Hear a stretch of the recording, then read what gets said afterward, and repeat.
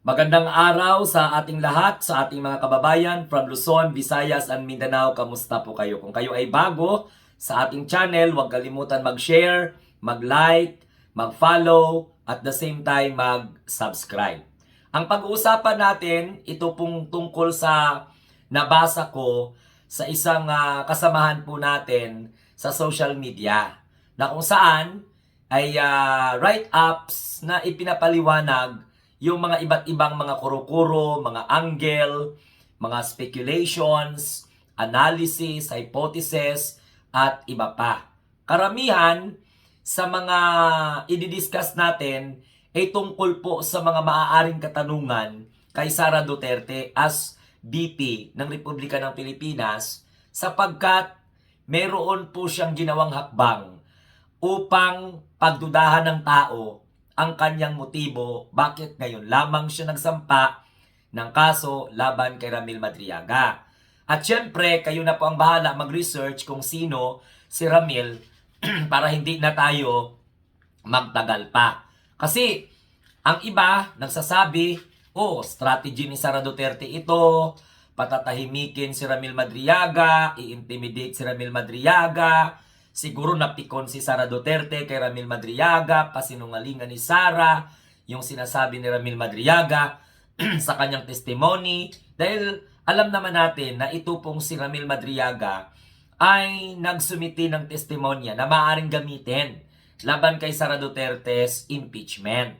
So ang tanong dito kay Sara Duterte, ano ito? Strategy ba ito? O kirig mode na ba ito? Panic mode na ba ito? Ano man. Siyempre, ang tao hindi naman siguro magsasalita kung wala siyang nalalaman tungkol sa iyo. Kaya, maituturing ba natin itong si Ramil Madriaga na isang insider? Kasi sabi nila insider ito eh. At ito yung ideya na kapag daw ang isang insider ay magsimulang magsalita, tapos biglang kakasuhan ng tinatawag na perjury, kasi kinasuhan ni Sara Duterte si Ramil Madriaga kasagsagan ng deliberation ng impeachment complaint niya sa House of Representatives to determine whether the impeachment ay sufficient in substance. Now ngayon, kapag ang perjury ang ikinakaso mo sa isang insider na siyang nakaambang magtistigo, may natural na tanong ang publiko, no? Ikaw ba na nagkaso? Dipinsa mo ba ito sa sarili mo?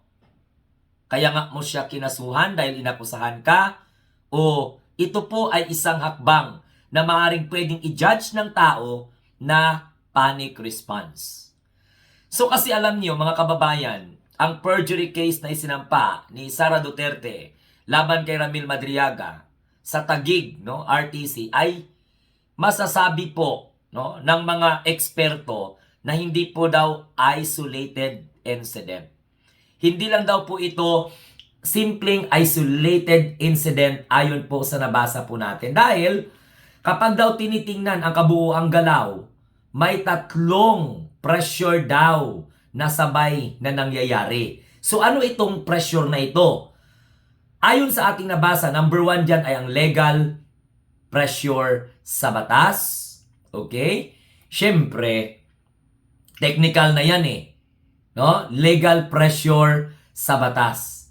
So, meron din pong political pressure sa loob ng House of Representatives. Lalong-lalo na sa Committee on Justice.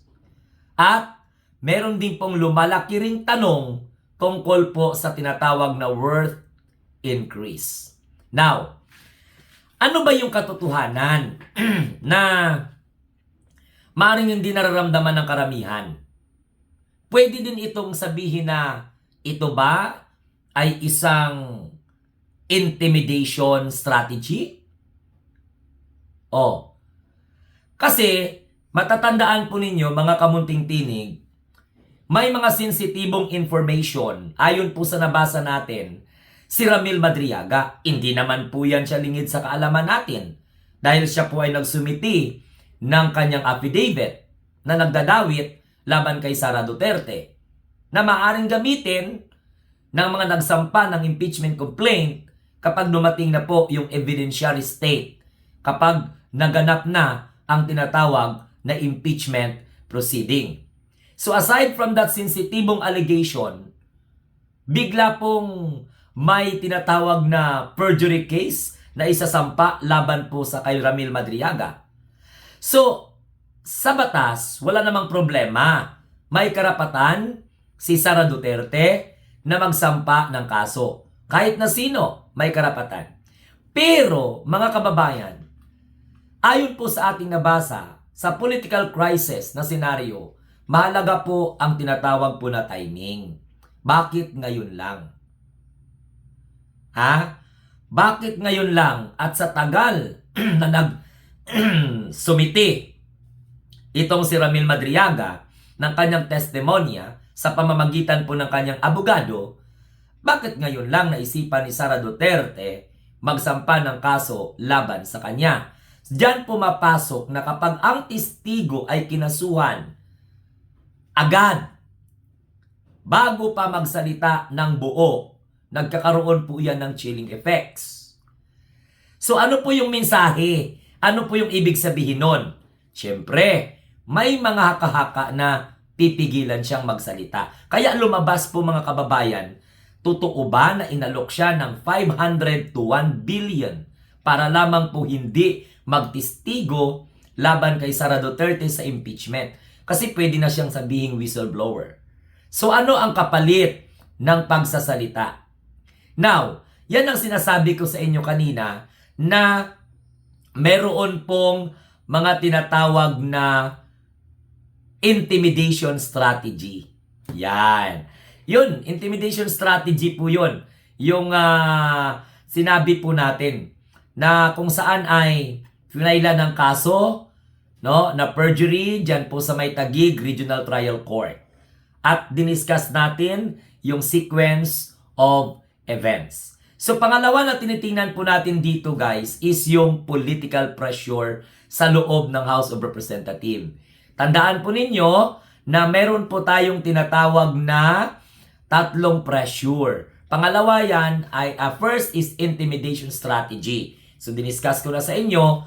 Pangalawa is yung tinatawag na political pressure sa loob. Kasi habang may legal action sa labas, may maneuvering din po na nangyayari sa loob ng Kamara.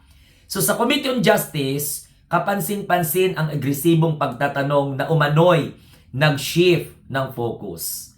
Mula sa allegation, pumunta sa credibility ng witness.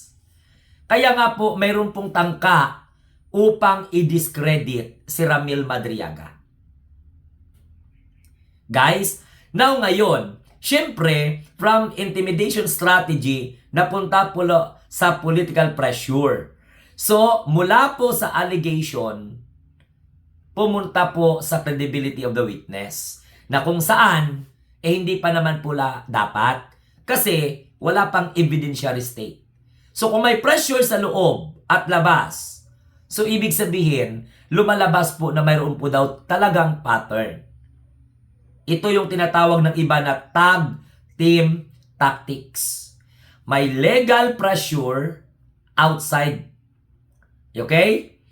Outside, legal pressure. Sa loob, political pressure. So, ang pangatlo, yun po yung pinakamabigat na tanong. Yaman. Mga kaibigan, sa pagdinig po ng House of Representatives Committee on Justice, naungkat ang yaman ni Sara Duterte.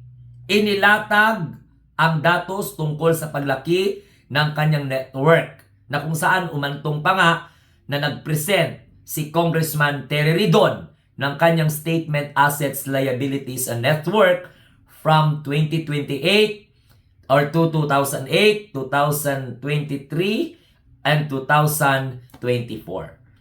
So, ayon po sa datos ng ng tinatawag po na Statement, Assets, Liabilities, and Net Worth ni Sara Duterte, dito na tayo sa pagtatanong sa yaman niya. Okay? Noong 2008, ang kanyang kayamanan ay 18 point something million. Nung dumating ang 2023, naging 77 point something million. At nung 2024, naging 88 point something million. Sabi ng iba, wala pong problema yan. May sweldo man siya. Oo, siguro may mga business din siya. Yun ang sinasabi ng mga taga-suporta ni Sara Duterte. Pero wala namang pong problema yan. Hindi po tinatanong yan. Ang kinababahala is yung increase na sinasabi ng ating mga mababatas, umabot po sa 378 something percent ang pagtaas ng kanyang yaman kung ibabase sa 2007 SALN. Okay? So kayo na po ang mag-compute dyan. Kasi 7.2 million naging 88 million. Yung ibig sabihin, more than 1 point something thousand. To be exact, 1,120% ang increase ng kanyang yaman. At sinabi mismo yan ni Congressman Tere Ridon. At dinibang ng mga DDS vlogger. So, guys, gusto ko lang i-emphasize, maniwala talaga ako sa nagsulat ng mga write-ups na mga katulad ng mga ganito, na hindi po ba walang mangyumaman. Pero sa public servant, hold a public office, mayroon kang obligasyon na ideklara. At yan ang tinatawag na transparency. That is your obligation. Okay? Hindi mo pwedeng itago because you are holding a public office para hindi mapagkamalan ng yaman mo nang galing po sa kaba ng bayan. So, pupunta tayo dito kay Ramil Madriaga factor. Okay? Now, sino si Ramil Madriaga? Si Ramil Madriaga is not a simple critic of Sara Duterte. Sapagkat ayon sa kanyang pahayag, siya ay dating bagman ni Sara Duterte. Kung totoo ito na siya ay may hawak ng impormasyon tungkol sa mga posible di umanong funding channel, alleged pogo, links, alleged financial stream, maaring niyang i-connect ang mga dots sa mga tanong tungkol po sa yaman. Ay isa po sa mga inireklamo ng complainant sa impeachment against Sara Duterte ay ang hindi niya pagdeklara ng kanyang statement, assets, liabilities, and net worth. At yung paglobo, kung dineklara man niya, napuna na grabe ang pag-angat. Umabot po sa 1,100 plus something percent. So itong si Ramil Madriaga, siya po ang nagdawit kay Sara Duterte. Kasi siya po yung may di umano'y ayon sa pahayag, posibleng funding channel. Okay? Alleged pogo link. At the same time, alleged financial stream. Okay. So ngayon, when it comes to connecting the dots, pag pinagsama mo, bigla ang perjury case. Aggressive questioning sa committee. Tanong sa 300 point something percent to 1,100 plus something wealth increase. Isang insider na may testimonya. Hindi na ito mukhang isolated event. Ito po, mga kababayan, ay may pattern.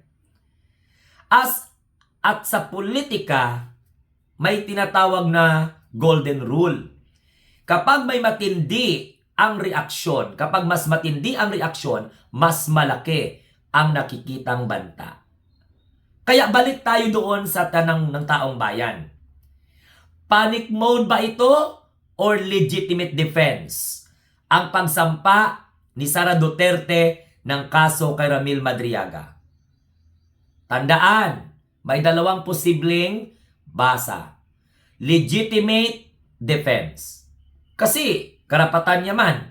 Natural lang gumagamit siya ng legal remedy.